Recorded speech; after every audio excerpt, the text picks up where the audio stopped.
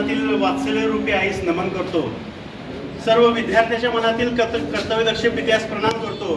माझ्या बाजूला असलेल्या ज्ञान सागरासमोर मी नतमस्तक होतो. मी प्राध्यापक डॉक्टर अनिल जांभळे आज आपल्यासमोर सावित्रीबाई फुले यांच्या जन्मदिनी विचार प्रकट करण्यासाठी आपल्यासमोर उभा आहे.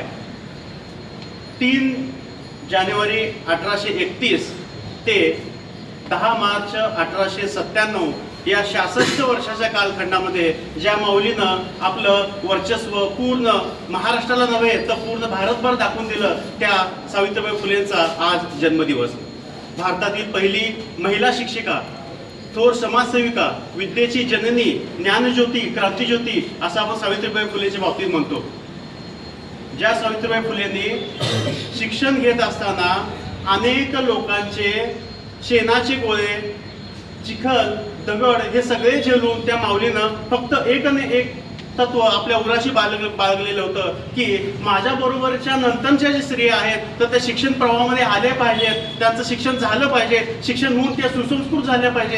ही वृत्ती आहे सावित्रीबाई फुलेची. त्यांनी शेवटपर्यंत ठेवली आणि त्यांना खंबीरपणे साथ त्यांच्या जे आपलं पतिराजे आहेत म्हणजे महात्मा फुले यांनी शेवटपर्यंत त्यांना दिली. आणि सावित्रीबाई फुले यांनी हा जो वसा जो आहे घेतलेला तो शेवटपर्यंत त्यांनी शिक्षणाच्या माध्यमातून, समाजाच्या माध्यमातून, त्याचबरोबर त्यांनी जे आपल्या दीनदुबळ्यांचे जे आपलं मुलं मुली होते यांच्यासाठी पण त्यांनी शेवटपर्यंत आपलं कार्य तेवढं ठेवलेलं आहे.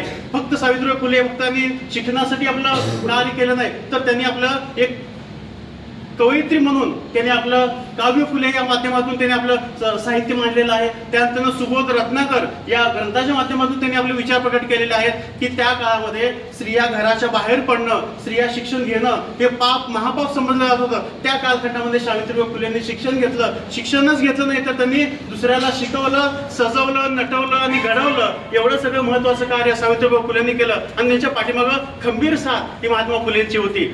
जसं आता आमचे विभाग प्रमुख डॉक्टर एस आर कटिमने सरांनी आता सांगितलं की विद्येविना मती गेली, मतीविना नीती गेली, नीतीविना गती गेली, गतीविना वित्त गेले, वित्ताविना शूद्र खचले. इतके अनर्थ का अविद्येने केले. म्हणजे अविद्या ही किती धोक्याची आहे, म्हणून सगळ्यांनी विद्या ग्रहण केली पाहिजे. म्हणून सावित्रीबाई फुलेंनी महात्मा फुलेंनी त्यांना अगोदर शिकवलं. मग शिकवून त्यांनी 1848 रोजी शाळा काढली. त्या शाळेमध्ये अनेक महिला जर येणार असतील तर माझ्याबरोबर त्या महिला आपलं शिक्षण घेणार नाहीत, म्हणून त्यांनी आपल्या पत्नीला आपलं साक्षर केलं आणि त्यांनी आपलं ज्ञानाची गंगा ही शेवटपर्यंत त्यांनी आपलं चालू ठेवण्याचा प्रयत्न केलेला आहे. म्हणजे सावित्रीबाई फुलेंनी जे केलेलं कार्य आहे त्या काळामध्ये जे अनेक धोंडे वगैरे अनेक जे आपलं चिखल त्यांनी हे करत होते, तेव्हा सावित्रीबाई शाळेला जाताना आपल्या बरोबर एक एक्स्ट्राची साडी घेऊन जात होते की जेव्हा ते रस्त्यावर जात असताना अनेक लोक त्यांना चिखल आणि ते शेणाचे गोळे मारत होते. मग परत ते आपलं शाळेजवळ गेलं की साडी बदलून पुन्हा ताट मानेने वर्गामध्ये जाऊन मुलींना त्यांनी आपलं शिकवण्याचं कार्य केलेलं आहे. म्हणजे अशी एक वेगळ्या धाटणीची स्त्री